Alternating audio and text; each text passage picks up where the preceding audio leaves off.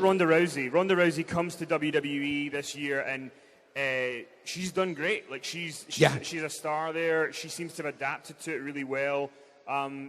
Is she doing? Did you think she would do this well? And can you talk a little bit about her transition from, because she had those losses in UFC, and it seemed like she was just gonna, not do anything, and now she's flourishing again.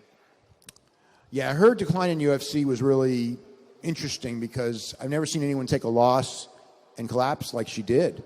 When she was going to go into wrestling, she's a great athlete, and she is a wrestling fan. There were PWG shows that she was at that I was at over the years, and she would be like everyone, doing the chants with everyone there, having the time of her life. I mean, I would watch and see, whatever it is, please don't die, this is awesome, whatever the chant was. And she's there like any other fan. So I know, and I knew that Shayna Baszler's like a student of the game, and that's one of her best friends. And so I knew she's super, super intense. I knew she would train really hard, and I knew she was a great athlete. I thought that she would, in time, be a good wrestler, a good women pro wrestler. As far as like adapting and doing as well as she did, as quickly as she did, nobody could have predicted that. I mean, because it's almost unheard of. That first WrestleMania match, I was thinking like, oh, they got to protect her and everything. She was like a superstar in that match. And granted, they laid that thing out, and it's different from another match to compare it to. It's unfair to compare. Nevertheless, someone in their first match. There's very few people in their first match that I've ever seen that were as good as Ronda in her first match. And it's in WrestleMania, and she's working with Stephanie, who's, super smart to the business, but not a trained wrestler.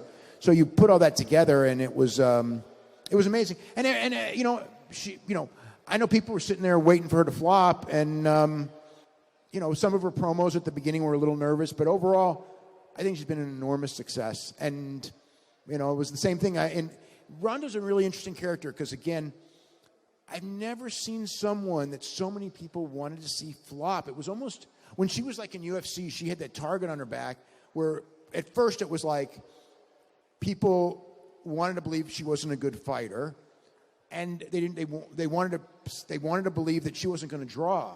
It's like nobody wants to see women fights in a main event. Nobody wants to see women in the UFC.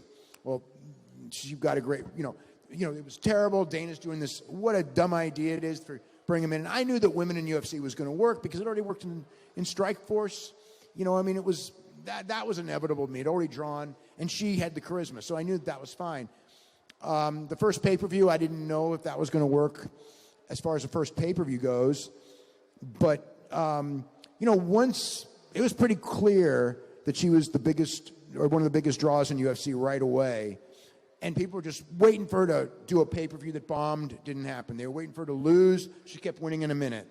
And finally, her pay-per-views were through the roof, but she did lose, and then she fell apart. So everybody, those people were just like, yeah, she was never any good, blah, blah, blah. So she goes to WWE, and it's the same thing. It's like everyone's going to boo her. I know people in WWE, they brought her in as a babyface, and I think the feeling is that, like, she's going to come in as a babyface and she's going to go heel because everyone's going to boo her. Because on social media, it's like everyone's going to boo her. Nobody likes her.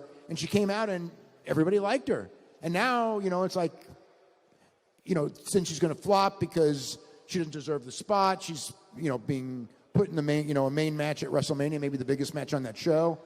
And in her first match at WrestleMania, she had the best match on the show. So there you go.